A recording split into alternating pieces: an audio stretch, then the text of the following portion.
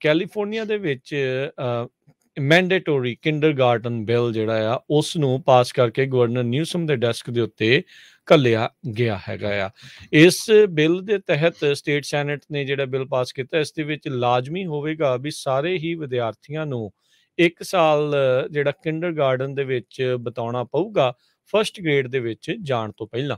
Senate bill 70 ਦੇ ਤਹਿਤ, ਜਿਸ ਨੂੰ ਸੈਨੇਟਰ ਸੂਜ਼ਨ ਰੂਬੀਓ ਜਿਹੜੇ ਨੇ ਬਾਲਡਵਿਨ ਪਾਰਕ ਡੈਮੋਕ੍ਰੇਟ ਜਿਹੜੇ ਨੇ ਉਹਨਾਂ ਨੇ ਇਹ ਲਿਆਂਦਾ ਹੈ। ਉਹਨਾਂ ਨੇ ਕਿਹਾ ਵੀ ਸਟੇਟ ਦੇ ਜਿਹੜੇ ਸਭ ਤੋਂ ਯੰਗ ਛੋਟੀ ਉਮਰ ਦੇ ਸਟੂਡੈਂਟ ਆ ਉਹ ਕਿੰਡਰਗਾਰਟਨ ਸਕਿਪ ਉਹਨਾਂ ਨੂੰ ਕਰਨਾ ਪਿਆ ਆ ਕੋਵਿਡ-19 ਦੀ ਪੈਂਡੈਮਿਕ ਦੇ ਕਰਕੇ, ਜਿਸ ਕਰਕੇ ਉਹਨਾਂ ਦੇ ਸਿੱਖਣ ਦੀ ਜਿਹੜੀ ਸ਼ਕਤੀ ਆ ਜਾਂ ਗੈਪਸ ਆ ਉਹ ਹੋਰ ਜ਼ਿਆਦਾ ਵੱਧ ਚੁੱਕੇ ਆ। ਕਹਿੰਦੇ ਮੈਂ ਪਬਲਿਕ ਸਕੂਲ ਟੀਚਰ 17 ਸਾਲ ਦੇ ਲਈ ਜਿਹੜੀ ਉਹ ਰਹੀ ਆ, ਤੇ ਕਹਿੰਦੇ ਵੀ ਕਿੰਡਰਗਾਰਟਨ ਦੇ ਵਿੱਚ ਨਾ ਜਾਣ ਦੇ ਕਰਕੇ ਆਉਣ ਵਾਲੇ ਸਮੇਂ ਦੇ ਵਿੱਚ ਕਾਫੀ ਬੱਚਿਆਂ ਦੇ ਲਈ ਮੁਸ਼ਕਲਾਂ ਜਿਹੜੀਆਂ ਉਹ ਰਹਿੰਦੀਆਂ ਹੈਗੀਆਂ। ਸੋ ਵਾਲੰਟੀਅਰ ਪਾਰਟਿਸਪੇਸ਼ਨ ਕਿੰਡਰਗਾਰਟਨ ਦੇ ਨਾਲ ਕਹਿੰਦੇ ਵੀ ਅਨਪ੍ਰੀਪੇਅਰਡ ਦੇ ਜਿਹੜੇ ਕਈ ਥਾਵਾਂ ਦੇ ਉੱਤੇ ਰਹਿ ਜਾਂਦੇ ਆ।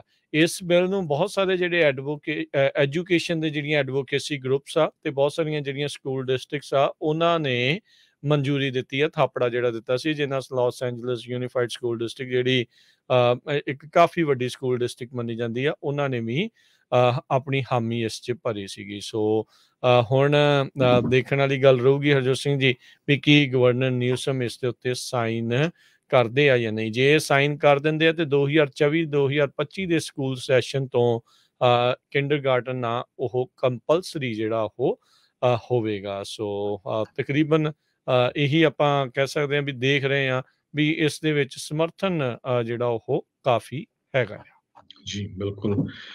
ਸੈਨੇਟ ਬਿੱਲ 70 ਹੋਊਗਾ, ਜਿਸ ਨੂੰ senator Susan Rubio Democrat Baldwin park ਤੋਂ ਲੈ ਕੇ ਆਏ ਹੈਗੇ ਆ। ਯੰਗੈਸਟ ਸਟੂਡੈਂਟ ਸਕਿਪਡ ਕਿੰਡਰਗਾਰਟਨ ਕਹਿੰਦੇ ਵੀ ਉਹਨੇ ਕੀਤਾ ਸੀ ਕੋਵਿਡ-19 ਦੇ ਦੌਰਾਨ, ਸੋ ਕੋਈ ਵੀ ਨਾ ਮਿਸ ਕਰੇ, ਸੋ ਇਹ ਕੰਪਲਸਰੀ ਕੀਤਾ ਜਾਊਗਾ। ਮਿਖਾਇਲ ਗੋਰਬਾਚੋਵ ਜੋ ਰਸ਼ੀਆ ਦਾ ਹੈੱਡ ਪ੍ਰੈਜ਼ੀਡੈਂਟ ਰਿਹਾ ਇੱਕ ਟਾਈਮ ਦੇ ਉੱਤੇ, ਉਹਨਾਂ ਦੀ ਅੱਜ ਮੌਤ ਹੋ ਗਈ ਹੈਗੀ ਆ।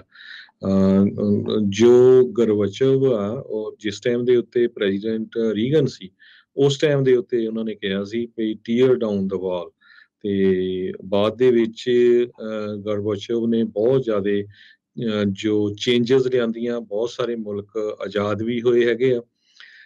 ਸੋਵੀਅਤ ਯੂਨੀਅਨ ਦੇ 1985 ਤੋਂ ਲੈ ਕੇ 1991 ਤੱਕ ਉਹ ਲੀਡਰ ਰਹੇ। 91 ਸਾਲਾਂ ਦੇ ਗੋਰਬਾਚੋਵ ਦੀ ਅੱਜ ਮੌਤ ਹੋ ਗਈ ਆ, ਰਸ਼ੀਅਨ ਸਟੇਟ ਨਿਊਜ਼ ਏਜੰਸੀ ਨੇ ਦੱਸਿਆ ਹੈ। ਇਹਦੇ ਸੰਬੰਧ ਵਿੱਚ ਰਸ਼ੀਆ ਦੇ ਪ੍ਰੈਜ਼ੀਡੈਂਟ ਵਲਾਡੀਮੀਰ ਪੁਟਿਨ ਨੇ ਆਪਣੀਆਂ ਕੰਡੋਲੈਂਸਸ ਜਿਹੜੀਆਂ ਆ ਉਹ ਭੇਜੀਆਂ ਹੈਗੀਆਂ। ਗੋਰਬਾਚੋਵ ਨੂੰ ਉਹਨਾਂ ਦੀ ਜੋ ਵਾਈਫ ਆ ਜਿੱਥੇ ਸਮਿੰਟਰੀ ਸੀ ਉਹਦੇ ਨੈਕਸਟ ਹੀ ਦੱਬਿਆ ਜਾਊਗਾ, ਦਫਨਾਇਆ ਜਾਊਗਾ।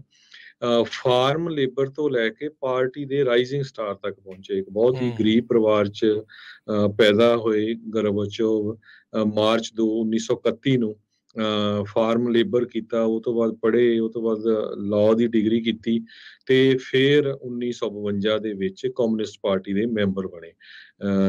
ਮਾਸਕੋ ਯੂਨੀਵਰਸਿਟੀ ਦੇ ਵਿੱਚ ਇਹ ਜੋ ਕਮਿਊਨਿਸਟ ਪਾਰਟੀ ਆ ਉਹਦੇ ਮੈਂਬਰ ਬਣੇ।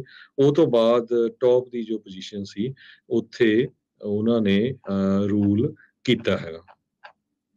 ਜੀ ਬਿਲਕੁਲ ਹਰਜੋਤ ਸਿੰਘ ਜੀ, ਬਰਲਿਨ ਦੀ ਵਾਲ ਢਾਉਣ ਦੀ ਜਿਹੜੀ ਆ ਗੁਹਾਰ ਆ ਪ੍ਰੈਜ਼ੀਡੈਂਟ ਰੀਗਨ ਨੇ ਇੱਧਰੋਂ ਜਿਹੜੀ ਉਹਨਾਂ ਨੂੰ ਉਹ ਲਗਾਈ ਸੀ। 1990 ਦੇ ਵਿੱਚ ਗੋਰਬਾਚੋਵ ਨੂੰ ਨੋਬਲ ਪੀਸ ਪ੍ਰਾਈਜ਼ ਵੀ ਜਿਹੜਾ ਆ ਉਹ ਦਿੱਤਾ ਗਿਆ ਸੀਗਾ। 1996 'ਚ ਗੋਰਬਾਚੋਵ ਨੇ USSR ਦੇ ਕੋਲੈਪਸ ਤੋਂ ਬਾਅਦ 'ਚ ਇਲੈਕਸ਼ਨ ਵੀ ਲੜੀ, ਜਿਸ ਦੇ ਵਿੱਚ ਮਹਿਜ 1% ਹੀ ਇਹ ਵੋਟ ਜਿੱਤਣ 'ਚ ਕਾਮਯਾਬ ਜਿਹੜੇ ਉਦੋਂ ਰਹੇ ਸੀਗੇ। 54 ਸਾਲ ਦੀ ਉਮਰ ਸੀਗੇ ਜਦੋਂ ਜਨਰਲ ਸਕੱਤਰ ਆਪਣੀ ਕਮਿਊਨਿਸਟ ਪਾਰਟੀ ਦੇ ਉੱਥੇ ਇਹ ਬਣ ਚੁੱਕੇ ਸੀਗੇ। ਸੋ ਅੱਜ ਉਹਨਾਂ ਦਾ ਜਿਹੜਾ ਉਹ ਦੇਹਾਂਤ ਹੋ ਗਿਆ। ਅਗਲੀ ਗੱਲ ਕਰਦੇ ਜਾਈਏ